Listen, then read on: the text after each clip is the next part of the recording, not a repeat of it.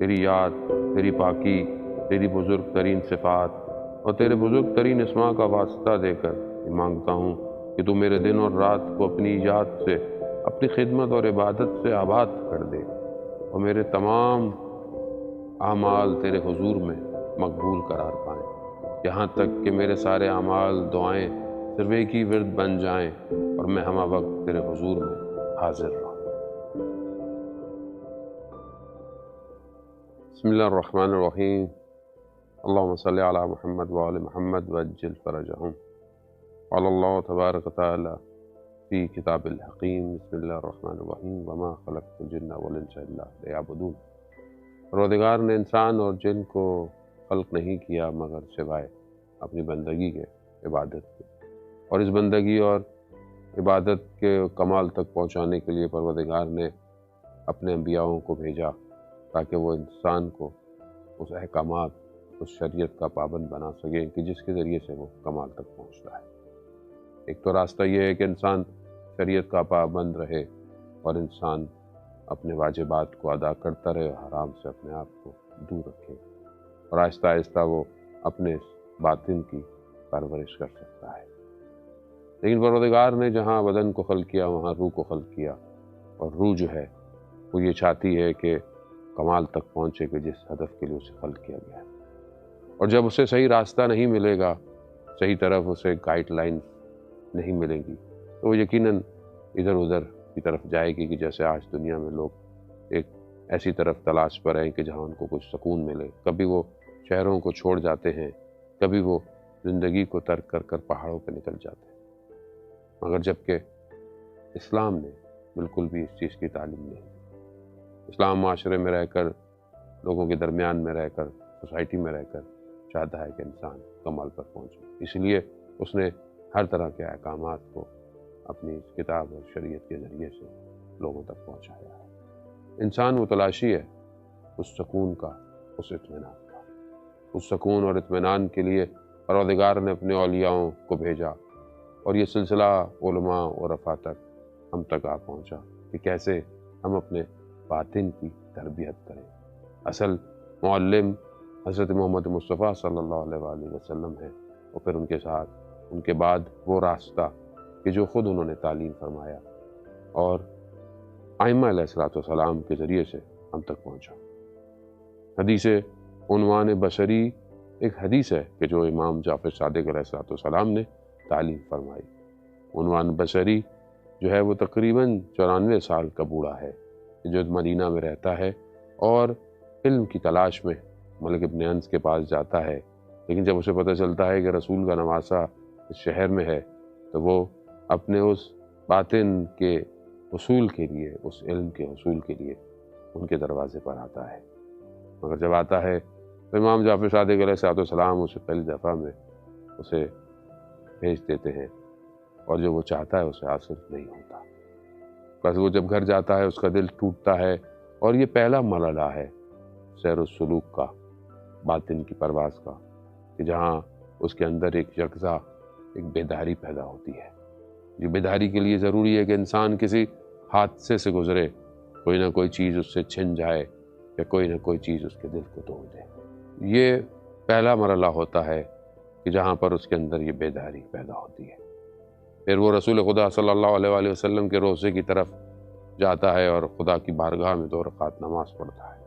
توکل کرتا ہے، اور پھر رسول خدا سے توسل کرتا ہے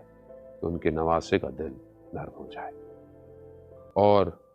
اس کے بعد وہ دوبارہ امام جعفر صادق علیہ السلام کی خدمت میں پہنچتا ہے۔ اس دفعہ امام اسے بلا لیتے ہیں، اور اس کے بعد یہ حدیث اپنے مراحل کو طے کرتی ہے۔ وہ یہ کہتا ہے کہ میں علم کو حاصل کرنا چاہتا ہوں۔ امام فرماتے ہیں علم حاصل ہونے سے نہیں، بلکہ علم نور ہے، خدا اس کے دل پہ چاہتا ہے اتار دیتا ہے، بس اب اس دل کو ویسا کرنا ہے جیسا خدا چاہتا ہے۔ یہ کتاب سیر و سلوک کے ابتدائی راستے، اسی جو ہے وہ حدیث کی شرح ہے، جسے حضرت آیت اللہ عظمیٰ تحریری فضل اللہ نے بیان فرمایا ہے۔ یہ ان کے دروس ہیں کہ جو پہلے جو ہے وہ ایک کتاب کی صورت میں فارسی میں ہمارے خدمت میں پہنچ چکے ہیں، اور یہ اس کا ایک ترجمہ ہے جس کا ترجمہ ثقلین زیدی صاحب نے بہت ہی انتھک محنت کے ساتھ انجام دیا،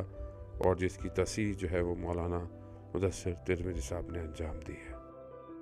اور یہ ان متلاشی لوگوں کے لیے کہ جو سیر و سلوک کے راستوں کو ڈھونڈ رہے ہیں۔ اس سے پہلے ابھی تک کوئی ایسی مفصل کتاب اردو زبان میں ترجمہ نہیں ہوئی ہے۔ حدیث ہے کی شرح ہے اور ان مراحل کو یہ طے کرتی ہے کہ جہاں پر انسان کو استاد کی ضرورت ہوتی ہے۔ یہ وہ حدیث ہے جسے آیت اللہ قاضی طباطبائی رضوان اللہ تعالیٰ علیہ اپنے شاگردوں کو کہتے تھے کہ یہ حدیث اپنی جیب میں رکھو اور اسے 2 دفعہ پڑھا کرو، اور اسی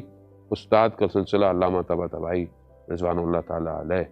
اور پھر ان کے شاگرد آیت اللہ سعادت پرور کہ یہ جہاں پر ہم یہ کتاب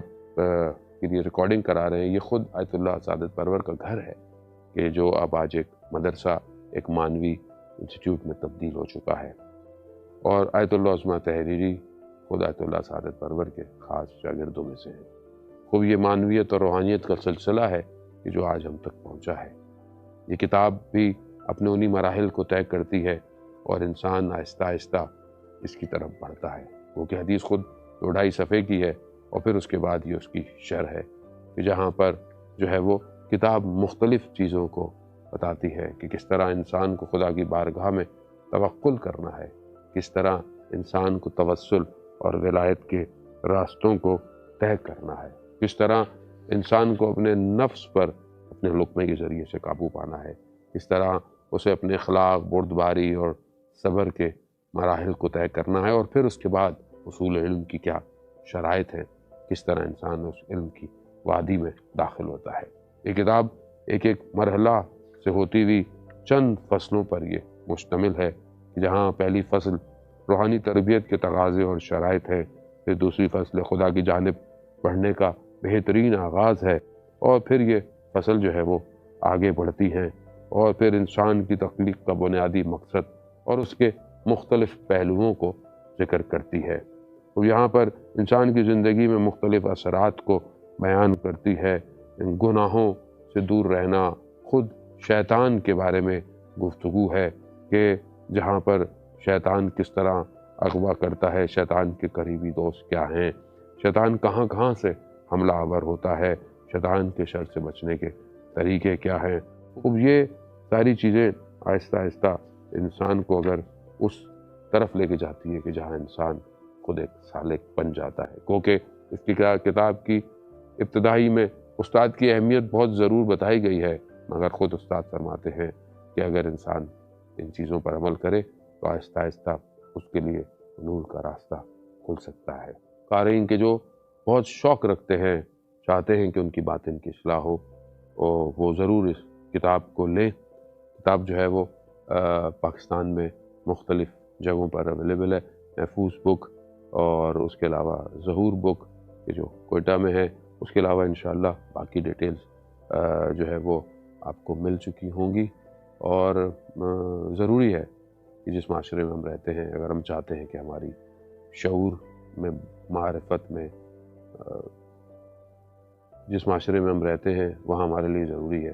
کہ ہم اپنے شعور کو بلند کریں اور اپنی معرفت میں اضافہ کریں۔ خداوند متعال کی بارگاہ میں دعا ہے کہ پروردگار ہمیں جو ہے وہ اس طرح کے بہترین معارف کو پڑھنے کی توفیق عطا فرمائے اور اس پر عمل پیرا ہونے کی توفیق عطا فرمائے۔ والسلام ورحمۃ اللہ وبرکاتہ۔